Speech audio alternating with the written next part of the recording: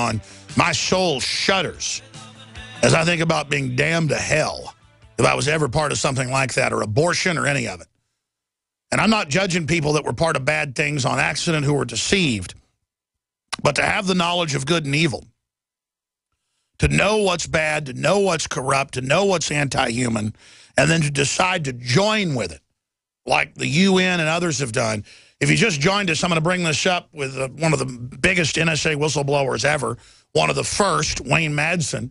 We've got William Binney, former head of their internal operations, a director of the NSA, going public, saying it's a total tyranny takeover, pointed at the general public. We have AT&T execs going public saying the NSA hubs are inside. We have, of course, folks that have run off to other countries and run off to Russia like Snowden.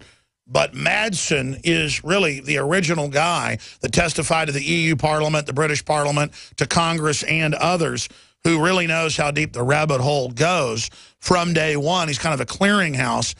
He even had to leave the U.S. last year for a while because they're, no kidding, he was told by high-level sources, had a hit team out to kill him. But then that contract expired. I want to talk to him briefly today, if he can go a little bit in the next hour, also about, has he seen Kill the Messenger with Gary Webb? I knew Gary Webb well, interviewed him many times. We were going to build a website together when his new book came out. He said his home was being broken into, and then they killed him. And I was very pleased to see the film, and they implied that they killed him at the end. They don't go with the baloney line. You know, the family was threatened to shut up when it all happened. I don't want to be shot in the head twice. You know, if they kill me, I'm not looking forward to it, but that's part of standing up against these people.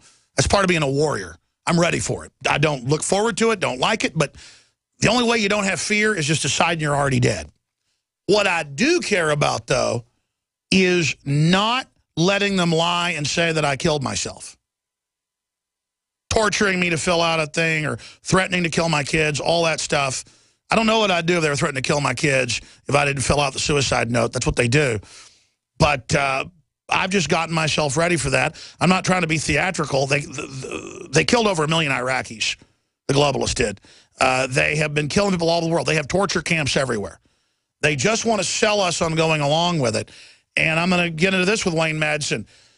Secret project created weaponized Ebola in South Africa in the 1980s. And I'm so glad that Dan Taylor, who's an amazing writer and who runs Old Thinker News, be sure and check that out. We publish his stuff at Infowars.com, republish it. Went back, because I'd totally forgotten about all these South African scientists on record where they were working with the U.S., Israel, and Europe to create race-specific bioweapons to target blacks and then Arabs. He has successfully created one that would kill in black women. It would trigger in black women. It was tailored. It would have some effect on whites, but a more powerful effect on black women to create an autoimmune response to sperm. And, of course, it also causes inflammation and problems in the women every time that would happen. And it causes endometriosis, so it's also a soft kill. Just like the African tetanus shot had the female hormone that's secreted in the second trimester, that's released. And then once that's released, it causes an autoimmune response in the ovaries and the uterus as well. It doesn't just kill the baby. They have a miscarriage at second trimester, at the 4th month every time. By the 4th month, it also tends to kill the woman. All this was declassified. And I'd totally forgotten. I'd just say, yeah, you know, all the secret testing in Africa. Well, that's not enough to just say that. You've got to go back to why they have top newspapers over there saying they believe the Ebola virus was souped up. Secret project created weaponized Ebola in South Africa in the 1980s. And this story, you know, links to mainstream newscast about it in the BBC and others. Operating out of South Africa during the apartheid era in the 1980s, Dr. Wouter Basson launched a secret bioweapons project called Project Coast. Race-specific. I remember a Project for the New American Century document published in 2000 in the Austin American-Statesman calling for the legitimate use of race-specific bioweapons to just see what the public would do. Now, the Statesman editorial staff is the only paper I've ever seen do it. They fired back the next week. You can pull this up.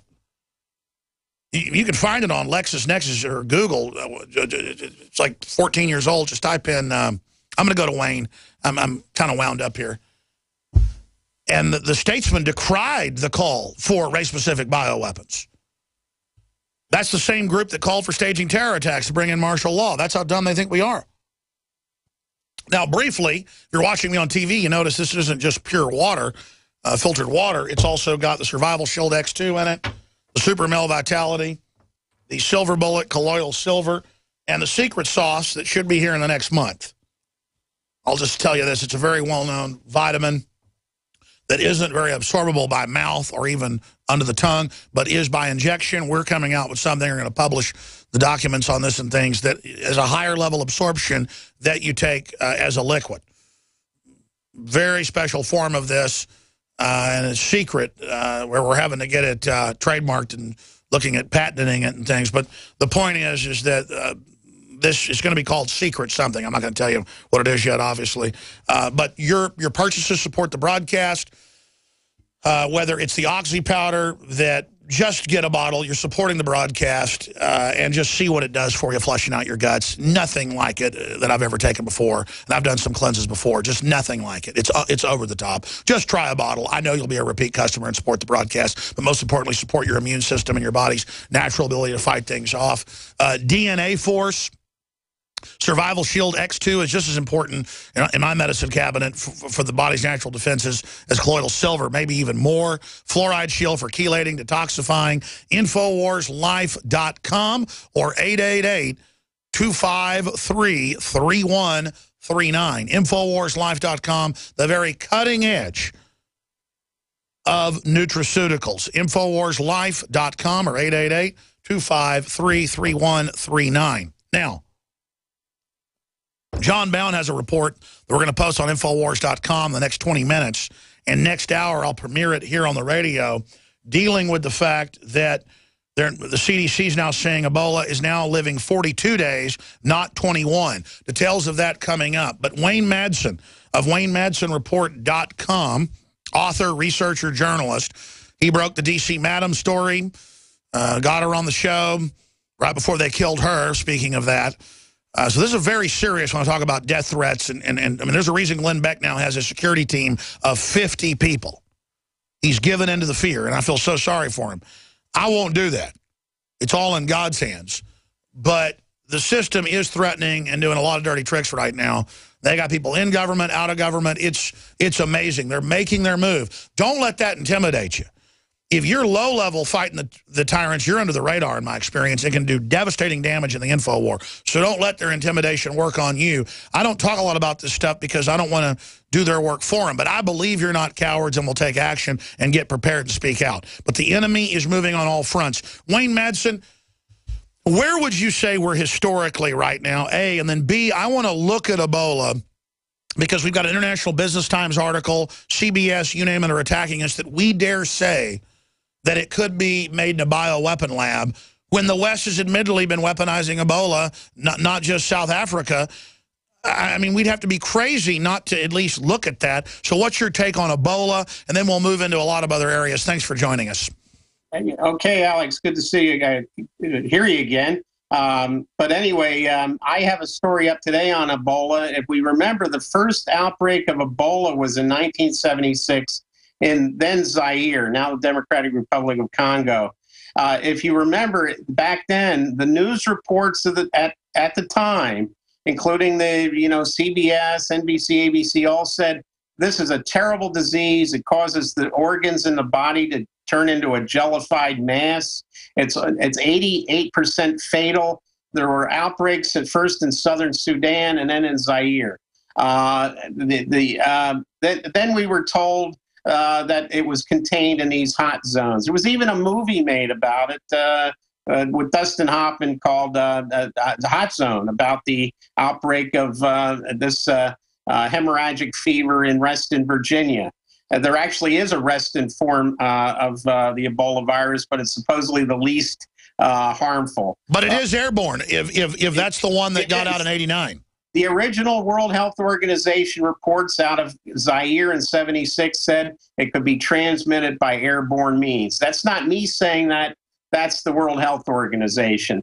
But remember, in 1976, the CIA, then headed by George H.W. Bush, was fighting an illegal war in Angola using Zaire as a base. Zaire became a major CIA base, not only for supporting the guerrillas fighting the government in Angola, but also helping the southern Sudanese rebels against the government in Khartoum. So Zaire was a major, turned into a major petri dish for Dr. Sidney Gottlieb, who was the CIA's Dr. Frankenstein, more like Dr. Strangelove, who came up with all these diseases that would attack humans, crops, and animals. And then there was even cross-species jumping from animals to humans. And imagine how bad it is now with all the DNA and RNA control they have. And that's exactly what the South African press, mainline press, reported that was declassified in these hearings in the 90s. And that's who Wouter Bassin worked for,